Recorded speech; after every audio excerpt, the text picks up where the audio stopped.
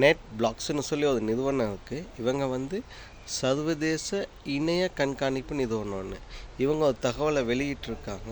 இவங்க என்ன சொல்லியிருக்காங்கன்னா, மத்திய கிழக்கில் போர் ஆரம்பித்த பிறகு ஈரானுக்கும் அமெரிக்கா இஸ்ரேலுக்கு இடையில் போர் எல்லாம் ஆரம்பித்த பிறகு ஈரான் வந்து அவங்களுடைய நாடு தழுவிய இணைய சேவையை முடக்கம் செஞ்சுருக்காங்க. இன்டர்நெட் வேலை செய்யாமல் ஸ்ரீலங்காவில் கூட சில சந்தர்ப்பங்கள் அது ஏற்பட்டிருக்கு. அந்த டைமில் எல்லாம் நம்ம விபிஎன் போட்டு யூஸ் பண்ணோம். ஸோ அது மாதிரி ஈரான்லேயும் இணைய சேவை முடக்கம் ஒன்று ஏற்பட்டிருக்கு. அது இன்று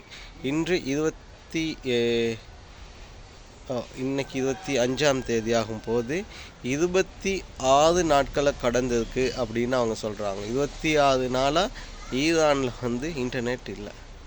ஸோ ஈரானில் இருக்கவங்க எல்லாம் ரொம்ப சிரமப்படுவாங்க. தகவலும் வெளியே வராமல் அவங்க நிறைய தகவல்களை வெளியிடாமலும் இருக்கிறதுக்கு இது ஒரு ரீசனாகவும் அமைஞ்சிருக்கு.